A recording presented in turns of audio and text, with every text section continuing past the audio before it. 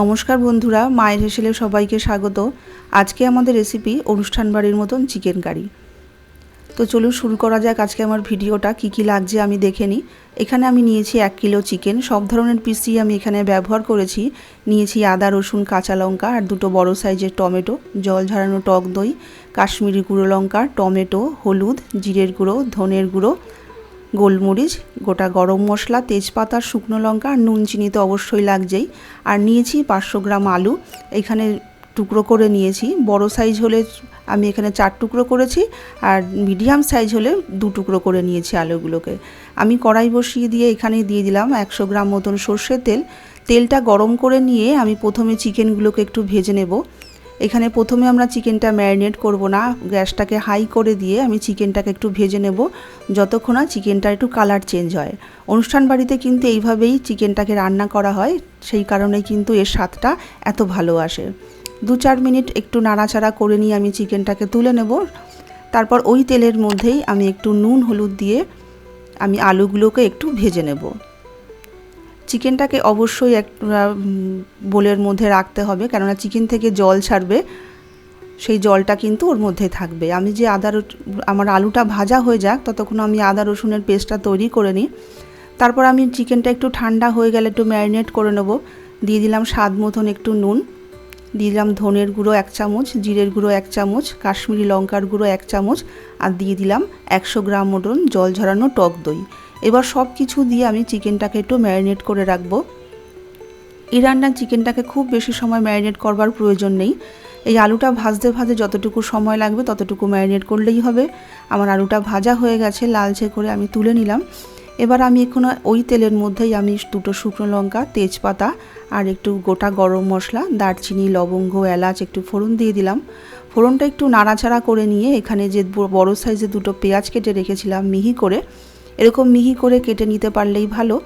যেহেতু আমরা chicken curry বানাচ্ছি, তাহলে এবার যে আমরা গ্রেভিটা বানাবো গ্রেভিটা খুব সুন্দর হবে। এইভাবে আমি একটু চিকেনটাকে নাড়াচাড়া করে নেব। চিকেনটা এই পেঁয়াজটাকে একটু নাড়াচাড়া করে নেব। পেঁয়াজটা যে একটু কালারটা চেঞ্জ হয়ে যাবে, আমি যে পেঁয়াজ, আদা, রসুন, কাঁচা লঙ্কাটা বেটে রেখেছিলাম সেইটাকে এখানে দিয়ে দিলাম। এবার এর কাঁচা গন্ধটা যাওয়া পর্যন্ত একটু নাড়াচাড়া করে নেব। কাঁচা লঙ্কাটা যে যার আপনাদের স্বাদ অনুযায়ী দেবেন, ঝাল আপনারা যে যার পছন্দ করেন সেই হিসাবে দেবেন। এখানে শুকনো লঙ্কারও ব্যবহার করতে পারেন। আমি এখানে একটা মিডিয়াম সাইজের টমেটো এখানে ছোট্ট ছোট্ট করে কেটে নিয়েছি, সেটাও এখানে দিয়ে দিলাম। আপনারা চাইলে পেস্ট করেও দিতে পারেন। তারপরে এখানে দিয়ে দিলাম স্বাদ মতো নুন। আমাকে নুনটা দেওয়ার সময় খেয়াল রাখতে হবে, আমি কিন্তু চিকেনের নুন ম্যারিনেটের সময় অল্প নুন দিয়েছি, তারপরে আমি আলু ভাজার সময়ও নুন দিয়েছি। তারপর কালারের জন্য দিয়ে দিলাম এখানে হলুদ আর 1.5 চামচ মতন কাশ্মীরি লঙ্কার গুঁড়ো আর স্বাদ মতন নুন, আর দিয়ে দিলাম একটু চিনি, যেহেতু আমি এখানে দই ব্যবহার করেছি, টমেটো ব্যবহার করেছি।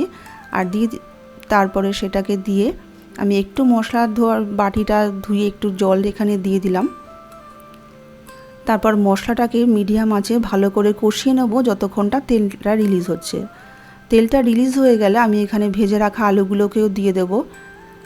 ভেজে রাখা আলুগুলোকে দিয়ে মশলার সঙ্গে 3 থেকে 4 মিনিট ভালো করে একটু মশলার সঙ্গে মিশিয়ে নেব। ভালো করে মেশানো হয়ে গেলে এবার আমরা ম্যারিনেট করা চিকেনটাও এখানে দিয়ে দেব। চিকেনটার সঙ্গেও আমি ভালো করে মশলার সঙ্গে এবার মিশিয়ে নেব। 3-4 মিনিট একটু ভালো করে মিশিয়ে নিয়ে গ্যাসটাকে একদম লো করে আমরা এখানে ঢাকা দিয়ে রাখবো মিনিমাম 15 থেকে 20 মিনিটের জন্য। এই সময় কিন্তু কোনো জল ব্যবহার করব না। 15-20 মিনিটের জন্য ঢাকা দিয়ে রাখবো। 15-20 মিনিট বাদ দেখুন আমি মাঝখানে একবার একটু নেড়ে দিয়েছিলাম ঢাকনাটা খুলে। দেখুন কত সুন্দর আমার চিকেনটা, আলুটা সবই সেদ্ধ হয়ে গেছে। আমি একটু চেক করে নিচ্ছি। এখানে কিন্তু আলাদা করে কোনো জলের ব্যবহার হয়নি, চিকেন থেকে যে জল বেরিয়েছে সেটাতেই কিন্তু চিকেন, আলু সব সেদ্ধ হয়ে গেছে। আমি এখানে দিয়ে দিলাম উষ্ণ 1 কাপ মতন গরম জল। গরম জলটাকে দিয়ে আমি এবার একটু ফুটিয়ে নেব, তাহলেই আমাদের চিকেন কারি কমপ্লিট। এবার একটু ফুটতে দেব। সবশেষে একটু গরম মশলা আর একটু ঘি দিয়ে রান্নাটাকে শেষ করলাম। আশা করি আপনাদের রেসিপিটা খুব ভালো লাগবে। ভালো লাগলে একটা লাইক করবেন, আর প্লিজ আমার চ্যানেলটাকে সাবস্ক্রাইব করে আবার পাশে থাকবেন। তাহলে আজকে এইটুকুই, দেখা হবে আবার অন্য কোনো ভিডিও নিয়ে। নমস্কার।